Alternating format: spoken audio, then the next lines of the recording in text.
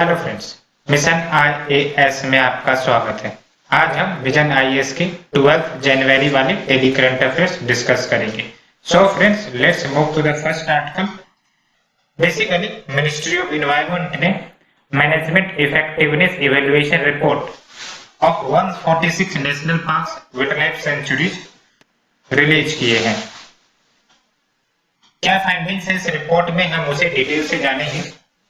तो basically management effectiveness evaluation क्या होता है, इसका मतलब तो basically it is an assessment कि जो भी नेशनल पार्क और वाइल्ड लाइफ सेंचुरीज हमारे देश में है वो कितने अच्छे से मैनेज किए जा रहे हैं, उनका असेसमेंट करना प्राइमरीली कि whether they are protecting their values and achieving the goals and objectives agreed upon.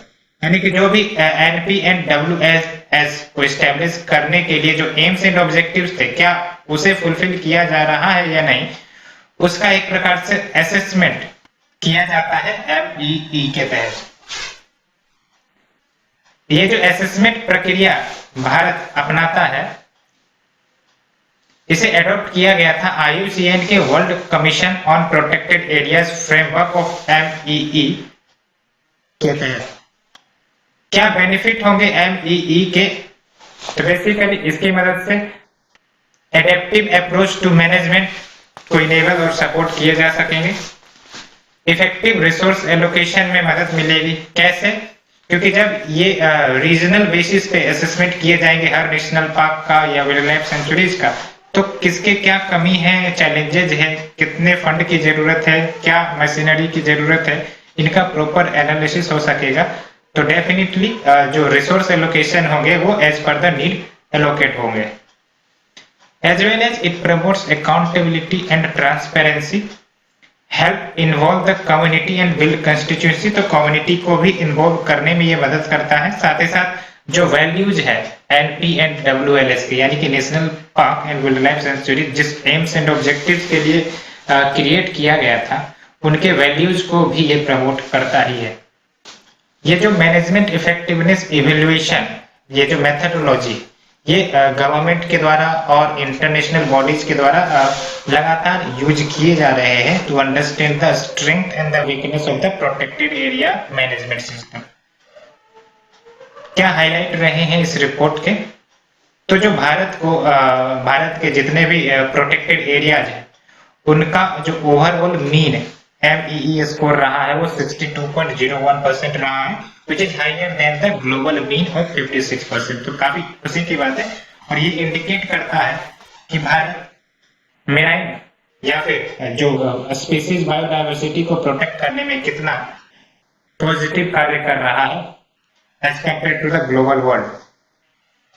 Rating wise अगर देखा जाए तो 13% protected areas very good category में है, 52% प्रोटेक्टेड एरियाज गुड कैटेगरी में है, 29% एरिया फेयर कैटेगरी में है एंड ओनली 6% प्रोटेक्टेड एरिया उन्हें पुअर कैटेगरी मिला है। ये आप याद रखने की जरूरत नहीं है। आपको जो याद रखने हैं द मोस्ट इंपॉर्टेंट इज कि ये जो वाइल्ड लाइफ सेंचुरी है that is Tirthan wild life sanctuary, great Himalayan national park, both are in Himachal Pradesh, इसको डेफिनेटली आपको याद रखने हैं और इन्हें हाईएस्ट एमईई स्कोर मिला। जो टर्टल वाइल्ड लाइफ सेंचुरी है वे यूपी में है और खपरवास वाइल्ड लाइफ सेंचुरी हरियाणा में, इनको सबसे लोवेस्ट स्कोर मिला है, that's why it is in bottom. अब एक सजेशन आपको देना चाहूंगा कि ये जो नेशनल पार्क और वाइल्ड लाइफ सेंचुरीज है, यूपीएससी हर ईयर 2 क्वेश्चन तो जरूर पूछते हैं, लेकिन इसे याद करना संभव नहीं हो पाता। तो आपको कैसे याद रखने हैं, तो बेसिकली आप एक मैप इंडिया का प्रिंट आउट कर ले जो ब्लैंक होगा और जो भी करंट इश्यू में जो नेशनल पार्क या वाइल्ड लाइफ सेंचुरी रहते हैं उसको आप मार्क कर ले और मार्क करने के बाद उसे रिवाइज करें। खासकर जब आपका एग्जाम नजदीक रहे, 1-2 महीने पहले आप उसे रिवाइज करने शुरू कर दें और उसमें एडिशन भी करते रहें और कुछ इंपॉर्टेंट स्पीसीज के नाम और उनके जो आईयूसीएन रेड लिस्ट के स्टेटस है वो भी रिमेंबर करें, तो आपको याद करने में आसानी रहेगी। अब ये जो एमईई फ्रेमवर्क IUCN का अडॉप्ट किया गया भारत के द्वारा to evaluate the wellbeing of the national park and wild life sanctuary. क्या कहता है ये फ्रेमवर्क? तो बेसिकली सबसे पहले इवैल्यूएशन अगर करना है किसी भी प्रोटेक्टेड एरियाज का तो सबसे पहले कंटेक्स्ट देखा जाता है, यानी कि status and threats find out किए जाएंगे प्रेजेंट कंटेक्स्ट में। उसके बाद डिपेंडिंग ऑन द रिपोर्ट या फाइंडिंग हम प्लानिंग करते हैं उस अकॉर्डिंग से कि हमें क्या कहाँ होना चाहिए और हम वहाँ कैसे पहुंचेंगे, यानी कि हमारे टारगेट क्या होंगे और how to achieve that target, इसकी प्लानिंग की जाती है।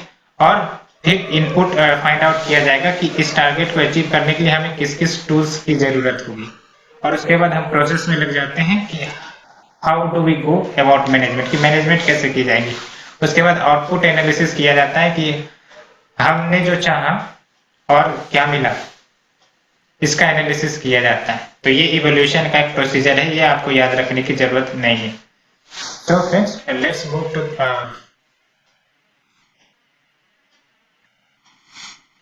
अब ये जो IUCN का WCPA फ्रेमवर्क है, ये आपको याद रखने हैं कि WCPA फ्रेमवर्क IUCN का है and it is used for assessing management effectiveness of protected area. तो प्रोटेक्टेड एरियाज की अगर हम बात करें तो वो ऐसे डेडिकेटेड रीजन होते हैं जहां पर ह्यूमन ऑक्यूपेशन या फिर जो एक्सप्लॉयटेशन ऑफ रिसोर्सेस होते हैं वो काफी ज्यादा लिमिटेड होते हैं। आपको पता है कि ह्यूमन एक्टिविटीज कितनी ज्यादा डोमिनेंट हो रही है रिसोर्स एक्सप्लॉयटेशन के क्षेत्र में। और रिसोर्स एक्सप्लॉयटेशन की जब हम बात करते हैं तो इसमें बहुत लिविंग रिसोर्सेज और नॉन लिविंग रिसोर्सेज दोनों आ जाते हैं। लिविंग रिसोर्सेज में आपकी कोई स्पीसीज हो सकती है जिनका ट्रेडिंग किया जा सकता है फॉर मेडिकल या फिर फॉर फूड पर्पसेस, या फिर फॉरेस्ट प्रोड्यूस हो गए या फिर फॉरेस्ट के प्रोडक्ट्स हो गए। तो ह्यूमन ओवर एक्सप्लॉइट इनका ना करें, दैट्स व्हाई ये प्रोटेक्टेड एरियाज बनाए जाते हैं। और भारत में इसे डिफाइन किया गया है वाइल्ड लाइफ प्रोटेक्शन एक्ट 1972 के तहत, जिसके तहत national park, sanctuaries can be wild life sanctuary, bird sanctuary, conservation या कम्युनिटी रिजर्व इंक्लूड होते हैं।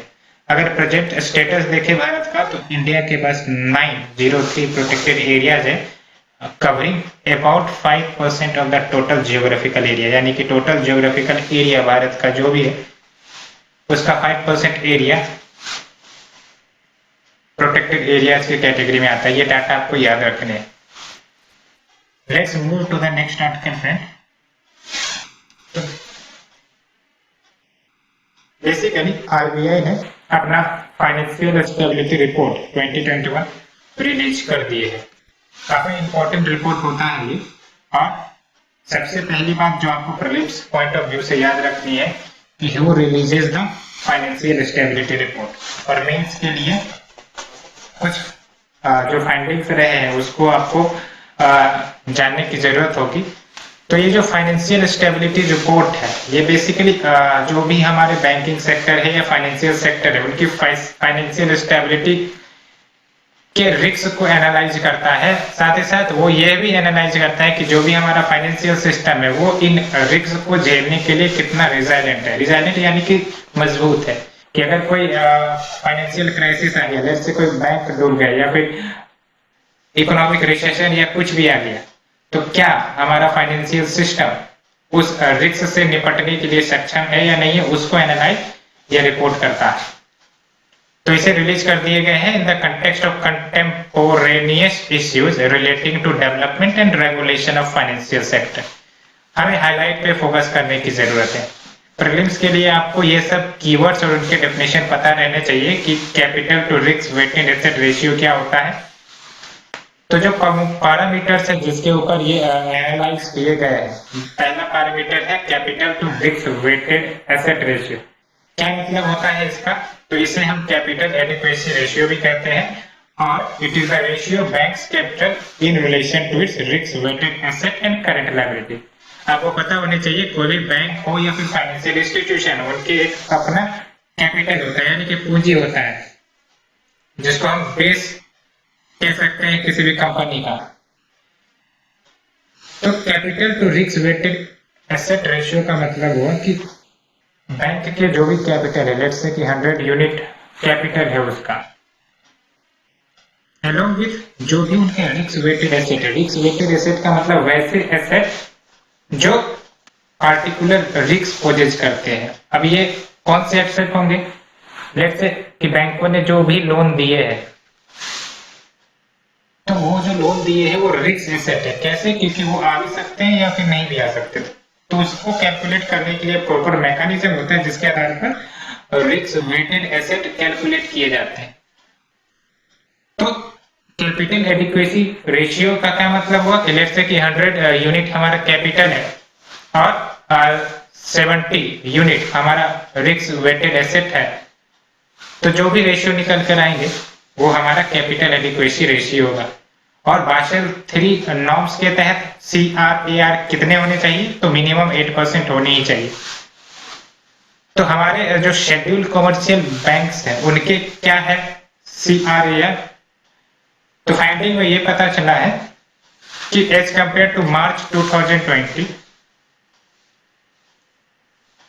जब CRAR 14.7% था, अब ये बढ़कर 15.8% हो गया है एज ऑफ सितंबर 2020। तो इम्प्रूवमेंट देखने को मिली है, तो काफी अच्छी बात है, एक पॉजिटिव न्यूज है बैंकिंग सेक्टर के लिए। जो दूसरा पैरामीटर है जिसके आधार पे FSR रिपोर्ट को जज किया जाता है वो है ग्रॉस नॉन परफॉर्मिंग एसेट। ये नॉन परफॉर्मिंग एसेट क्या होते हैं? तो इसे आप लोन मानिए। It is A type of loan या एडवांस जो बैंकों के द्वारा दिए जाते हैं। बस एक डिफरेंस होता है नॉन परफॉर्मिंग एसेट और परफॉर्मिंग एसेट में कि ये जो नॉन परफॉर्मिंग एसेट होते हैं वो बेसिकली अगर कोई performing asset up to 19 days तक अगर इंटरेस्ट या फिर प्रिंसिपल कुछ भी पे नहीं करता है तो वो नॉन परफॉर्मिंग एसेट कहला जाते हैं। जैसे कि SBI है, SBI ने मुझे 1 करोड़ का लोन दिया है और मुझे सर्टेन इंटरेस्ट ये और प्रिंसिपल पे करने होंगे, लेकिन अगर मैं 90 डेज तक कोई भी इंटरेस्ट या प्रिंसिपल या पे नहीं करता तो जो बैंक के ये एसेट होंगे वो नॉन परफॉर्मिंग एसेट कहला जाएंगे। नॉन परफॉर्मिंग का मतलब this asset is not performing as पर the normal, that is means non performing asset. तो अगर फाइंडिंग्स की बात करें तो जो ग्रोस नॉन परफॉर्मिंग रेशियो रहा है शेड्यूल कमर्शियल बैंक का वो डिक्लाइन हुआ है टू 7.5% फ्रॉम 8.4%। तो अगर NPA कम होता है तो बैंकिंग हेल्थ के लिए काफी अच्छी बात है। इसका मतलब है बैंक अपने NPA को कम करने का प्रयास कर रही है और IBC जो इंसॉल्वेंसी एंड बैंक्रप्सी कोड लाए गए थे वो अपने जलवे दिखा रही है। तो जो GNPA रेशियो है सारे शेड्यूल कमर्शियल बैंक्स का वो इंक्रीज हो सकते हैं 13.5% by September 2021 under the baseline scenario and up to 14.8% under severe stress scenario, क्योंकि अभी हमारी इकोनॉमी काफी ज्यादा निगेटिवली परफॉर्म कर रही है। तो ऐसे में जो कंपनीज है वो प्रॉफिट नहीं अर्न कर पा रहे हैं, तो डेफिनेटली ऐसे में लोन चुकाने का जो पावर होगा इन कंपनियों का बहुत ही कम होगा। तो आने वाले समय में हो सकता है कि GNPA बढ़ सकते हैं। The next parameter is provision coverage ratio. इसके तहत क्या होता है कि लेट्स से कि कोई बैंक है वो उन्होंने इस साल 100 करोड़ रुपए प्रॉफिट किए, तो वो बैंक है तो वो लोन भी देती होगी, लेकिन क्या हर एक लोन गुड लोन होगा क्या? यानी कि कोई जरूरी तो नहीं कि जो लोन दिए गए हैं वो पूरे के पूरे रिटर्न हो जाए। कुछ लोन ऐसे भी होंगे जो बेड लोन या फिर NPA हो जाएंगे। तो ऐसे बेड लोन्स अगर किसी बैंक के बैलेंस शीट पर आते हैं तो उनकी क्रेडिबिलिटी पर सवाल उठता है। दैट्स व्हाई बैंक को अपनी क्रेडिबिलिटी मेंटेन करने के लिए ये प्रोविजन कवरेज रेशियो अपनाने पड़ते हैं। इसके तहत जो भी प्रॉफिट बैंक को होते हैं, जैसे कि 100 करोड़ प्रॉफिट हुए, उस प्रॉफिट का कुछ शेयर, ये 5% हो सकते हैं, 10% हो सकते हैं, वो अलग से रख दिए जाते हैं कि अगर बैड लोन्स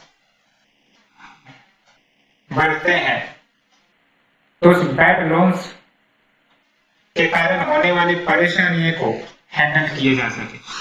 इसी को हम पीसीआर यानी कि प्रोविजन कवरेज रेशियो कहेंगे। अगर हायर पीसीआर रहा, हायर पीसीआर रेशियो हुआ, आइडियली 70% से ऊपर होने चाहिए, तो इसका मतलब है कि अधिकांशतः जो एसेट क्वालिटी बैंकों की है वो अच्छी है और बैंक बैड लोन्स या फिर बैंकरप्सी के खतरे से बाहर है। तो पीसीआर स्टेटस देखें तो ये 72.4% हो गए हैं फ्रॉम 66.2%, तो काफी अच्छी बात है। The next parameter is sovereign डेब्ट। क्या होता है सोवरेन डेब्ट? नाम से ही पता चल रहा है, सोवरेन डेब्ट यानी कि the loan which are taken by the sovereign nation. It can be India, it can be American government. तो जो भी लायबिलिटी गवर्नमेंट के ऊपर बनती है because of the loans that has been taken by them either from the foreign institutions या फिर domestic creditors, तो उसको हम सोवरेन डेब्ट कहते हैं। The next parameter is crowding out। तो crowding out का क्या मतलब होता है कि एक ऐसी स्थिति है जब प्राइवेट सेक्टर के लिए जो बोरोइंग अपॉर्चुनिटी है वो कम हो जाती है। अब कैसे कम होगी? बिकॉज गवर्नमेंट बोरोइंग ज्यादा करने लगती है। तो जब भी गवर्नमेंट बोरोइंग ज्यादा करेगी तो जो बैंक होंगे उनके पास तो लिमिटेड मनी सप्लाई होते हैं, तो प्राइवेट सेक्टर को बोरोइंग करने में परेशानियां आएंगी। तो क्या फाइंडिंग्स रहे हैं? तो बेसिकली जो expansion in the market borrowing programme, government अभी रेवेन्यू शॉर्टफॉल झेल रही है, तो जो एक्सपेंशन जिसके कारण उसे बोरोइंग प्रोग्राम को बढ़ाने पड़ रहे हैं सो दैट उनको उनके एक्सपेंडिचर को मैनेज किए जा सके, इसके कारण बैंकों के ऊपर एडिशनल प्रेशर आए क्योंकि वो बोरोइंग कहां से करेंगे? बैंकों से ही करेंगे। साथ ही साथ इसके कारण और की समस्या हो रही है, तो जो सोवरेन डेब्ट है वो भी बढ़ते जा रहे हैं to level that has intensified concerns relating to sustainability with crowding out. So let's move to the next article. It is about India's institution of eminence can now set up campuses in foreign countries. तो basically अब जो भारत के institution of eminence है वो अपने campuses foreign countries में भी setup कर सकते हैं। तो ये गाइडलाइंस इश्यू किए गए हैं आईओई यानी कि इंस्टीट्यूशन ऑफ एमिनेंस के लिए बाय यूजीसी। क्या कहा गया है इस गाइडलाइंस में? तो इसके तहत जो भी आईओईज है वो अब अलाउड हैं कि वो कैंपसेस अब्रॉड में भी सेटअप कर सकते हैं after receiving no objection certificate from ministry of external affairs and ministry of home affairs. लेकिन जो नॉर्म्स और स्टैंडर्ड्स होने चाहिए इन ऑफशोर कैंपसेस के वो सेम होने चाहिए as that maintained on the main campuses for similar courses, यानी कि क्वालिटी में कोई कमी नहीं होनी चाहिए। आईओईज की बात करें तो इनको बेसिकली न्यू ऑफ कैंपसेस को भी शुरू करने की परमिशन मिल गए हैं, लेकिन मैक्सिमम 3 इन 5 ईयर, 5 सालों में मैक्सिमम 3 कैंपसेस ही सेटअप कर सकते हैं, जिसके तहत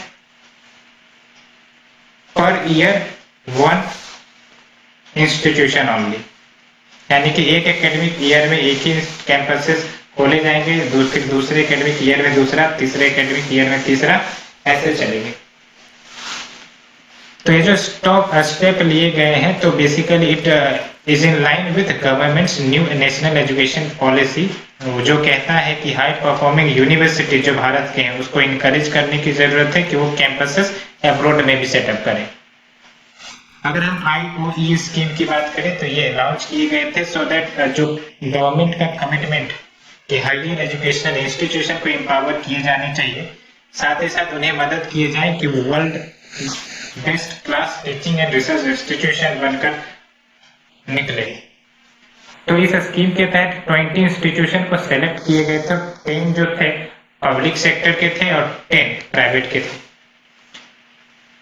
क्या फायदे होते हैं अगर किसी को IOE का टैग मिल जाता है? तो उन्हें एडिशनल फंडिंग दी जाती है, complete academic and administrative autonomy दी जाती है, साथ ही साथ असेसमेंट पैटर्न्स क्या होंगे वो इंस्टीट्यूशन ही सेटअप कर सकता है। Government up to 1000 crore funding प्रदान करेंगे टू द पब्लिक इंस्टीट्यूशन, लेकिन financial support for private institution के लिए कुछ भी नहीं, यानी कि उन्हें अपने ही जेब से पैसे खर्च करने होंगे। Let's move to the next article. It is about Pradhanmantri Kisan Samman Nidhi pay out went to 20 lakh under serving beneficiaries. ये RTI डाटा कह रहा है। तो बेसिकली जो इन्फॉर्मेशन प्रोवाइड किए गए हैं एग्रीकल्चर मिनिस्ट्री के द्वारा in response to RTI request, PM Kisan payment worth 1364 crore have been wrongly made to more than 20 lakh ineligible beneficiary. तो ये फाइंडिंग्स है कि ये जो 1364 करोड़ है वो रॉन्गली प्रदान किए गए हैं to the 20 lakh ineligible benefits. तो ये क्या इंडिकेट कर रहा है? ये inefficiency of the implementation of policies को इम्प्लीमेंट कर ये इंडिकेट कर रहा है। तो ये आप यूज कर सकते हो कि कोई भी स्कीम्स की क्या चैलेंजेस होती हैं कि जो एलिजिबल बेनिफिशियरीज होते हैं उससे तो नहीं मिलती, जो इनएलिजिबल बेनिफिशियरीज है उन्हें मिल जाती है। आप देख सकते हो 20 लाख इनएलिजिबल बेनिफिशियरीज हैं। तो काफी चिंताजनक बात है ये और काफी ज्यादा संज्ञान में लेने वाली बात है। हम बात करेंगे PM किसान स्कीम की। तो ये सेंटर का यानी कि सेंट्रल गवर्नमेंट का फ्लैगशिप स्कीम है जिसके तहत इनकम सपोर्ट दिए जाते हैं 6000 पर ईयर, 3 इक्वल इंस्टॉलमेंट में of 2000 each every 4 months to all the farming families subjected to the exclusion criteria। exclusion criteria क्या है? यानी कि वैसे फार्मर जिसे नहीं मिलेंगे। तो सबसे पहला एक्सक्लूजन कैटेगरी है कि इंस्टीट्यूशनल लैंड होल्डर्स अगर होंगे तो उन्हें नहीं मिलेगा। Farmer and present holder of, अगर कोई कॉन्स्टिट्यूशनल पोस्ट पहले या फिर प्रेजेंटली होल्ड किए हुए तो उन्हें भी नहीं मिलेंगे। Serving and retired government employees हैं तो उन्हें भी नहीं मिलेंगे। पेंशनर्स जो रिसीव कर रहे हैं पेंशन ओवर 10,000 मंथली उन्हें भी नहीं मिलेंगे। Person who paid income tax in the last assessment year उन्हें भी नहीं मिलेंगे। 56% of the under serving person belong to income tax payer category, ये डाटा बता रहा है। अब ये जो रेस्पॉन्सिबिलिटी है जिसके तहत एलिजिबल बेनिफिशियरी फार्मर्स को आइडेंटिफाई करना और उनके डाटा को अपलोड करना और PM किसान पोर्टल जिसके तहत पैसे ट्रांसफर किए जाते हैं इनके अकाउंट में, ये पूरी की पूरी जिम्मेदारी स्टेट गवर्नमेंट के हाथों में। लेकिन ये स्कीम सेंट्रल सेक्टर स्कीम है, ये याद रखना है आपको। All PM Kisan beneficiaries will be given Kisan credit card so that farmers can take easy loans from the banks. इसकी मदद से वैसे फार्मर्स को भी मदद मिलेगी जिन्हें शॉर्ट टर्म लोन्स लेने की जरूरत होती है, सो दैट उनके क्रॉप्स और एनिमल्स रियरिंग हो सके एट मैक्सिमम इंटरेस्ट जो होगा वो 4% होंगे on timely repayment. Let's move to the next article friend.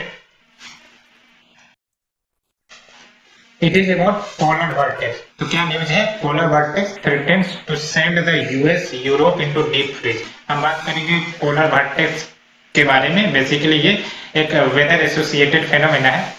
तो polar vortex low pressure area होता है जिसके सराउंडिंग काफी ज्यादा श्योरली कोल्ड एयर होते हैं, that is pumped in polar region. Polar region में ही ये कोल्ड एरिया का जेनेसिस होता है क्योंकि जो पोलर एरिया होते हैं वो इंसोलेशन डेफिसिट होते हैं। The term vortex refers to counterclockwise flow of the air that helps keep the colder air near the poles। तो दो प्रकार के पोलर वॉर्टेक्स होंगे क्योंकि दो हेमिस्फीयर है, दो पोल्स हैं, तो दोनों हेमिस्फीयर में पोलर वॉर्टेक्स अकर करते हैं।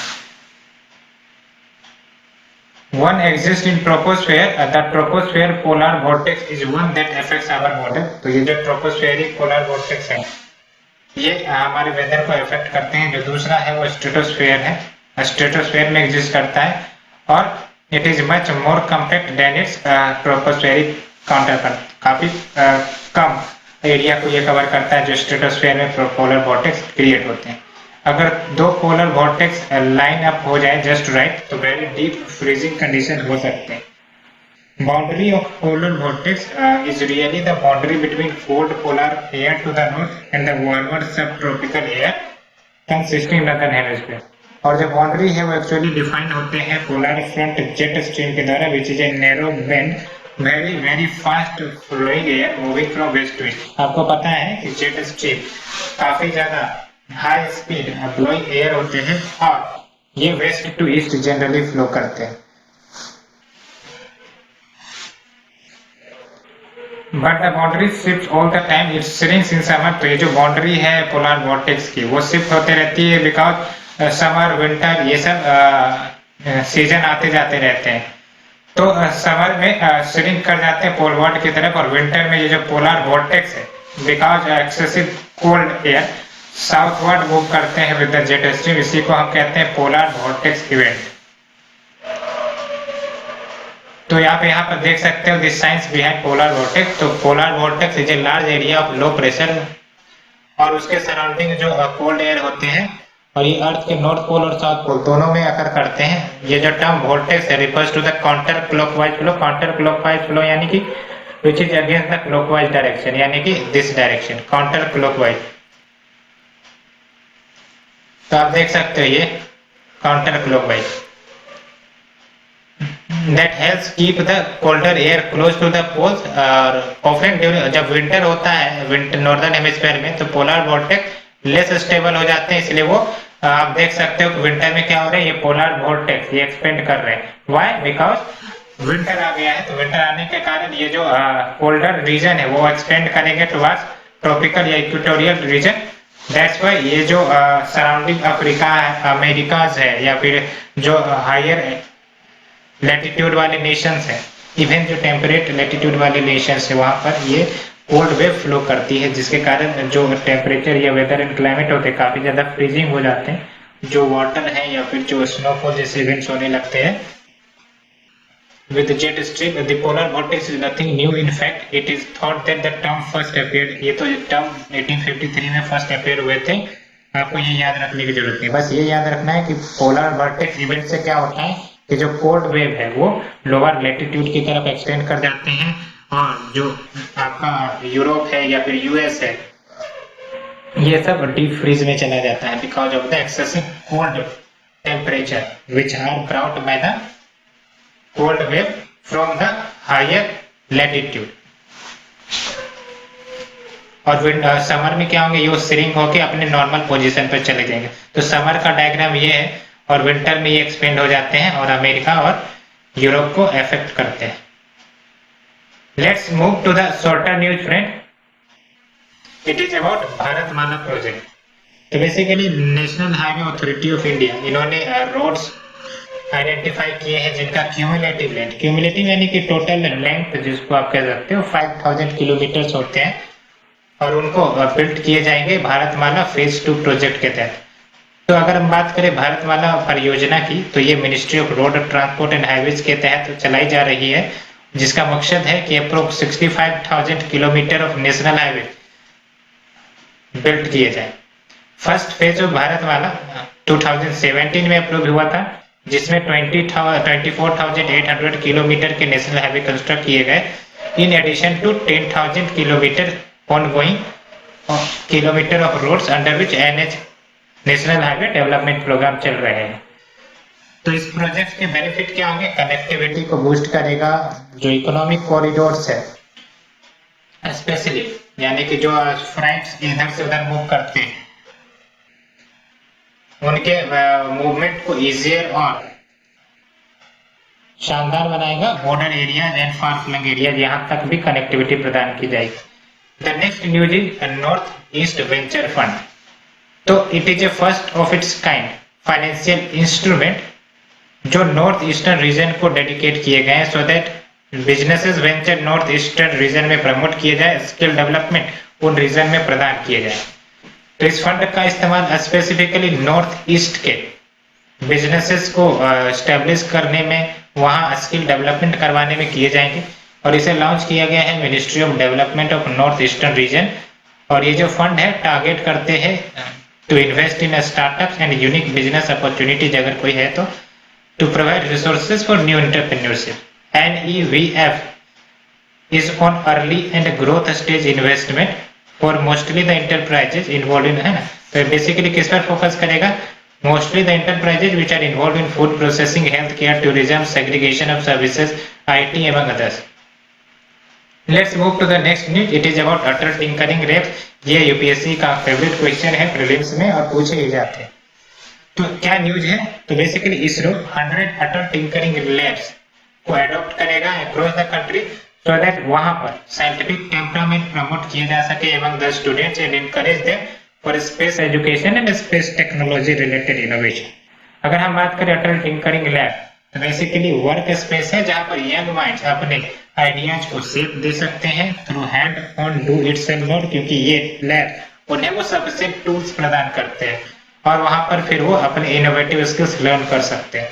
अटल इनोवेशन मिशन और नीति आयोग एस्टेब्लिश दोनों मिलकर ओवर 7,000 अटल टिंकरिंग लैब्स अभी तक एस्टेब्लिश कर दिए हैं across the country so far, enabling more than 3 million student, यानी कि 30 lakh student between class 6 to class 12 acquire a problem solving, tinkering and innovative mindset. Let's move to the last article, it is about national energy conservation award. वैसे तो awards के बारे में question नहीं पूछते, लेकिन एनवायरनमेंट का सेक्शन है तो पूछा जा सकता है। तो recently ministry of power in association with bureau of energy efficiency उन्होंने 30th national energy conservation award organise किए। तो बीईई की बात करें तो ये स्टेट्यूटरी बॉडी है और मिनिस्ट्री ऑफ पावर के कैटेगरी में आते हैं। Mandated to implement policy and programmes in energy efficiency and conservation, यानी कि कैसे एनर्जी एफिशिएंसी और कंजर्वेशन पर फोकस किया जाए, उस प्रकार के पॉलिसी और प्रोग्राम्स को इंप्लीमेंट करने का प्रयास बीईई करता है। It also aims to reduce energy intensity, कैसे, जब हम एनर्जी डिमांड को ऑप्टिमाइज करेंगे, इमिशंस को रिड्यूस करेंगे। अवार्ड जो है वो इंडस्ट्रीज को, स्टेट डिजाइन एजेंसीज को, अवर लोकल बॉडीज को, एनर्जी एफिशिएंट अप्लायंसेस को, ट्रांसपोर्ट, बिल्डिंग इंस्टीट्यूशंस, उन्हें दिए जाते हैं in recognition of their conservation measure, और ये एवरी ईयर दिए जाते हैं। सो फ्रेंड्स, ये थी हमारी आज की न्यूज। होप आप लोगों को पसंद आ रही होगी, और अगर पसंद आ रही है तो प्लीज लाइक शेयर सब्सक्राइब जरूर करें। Thanks friends, thank you very much.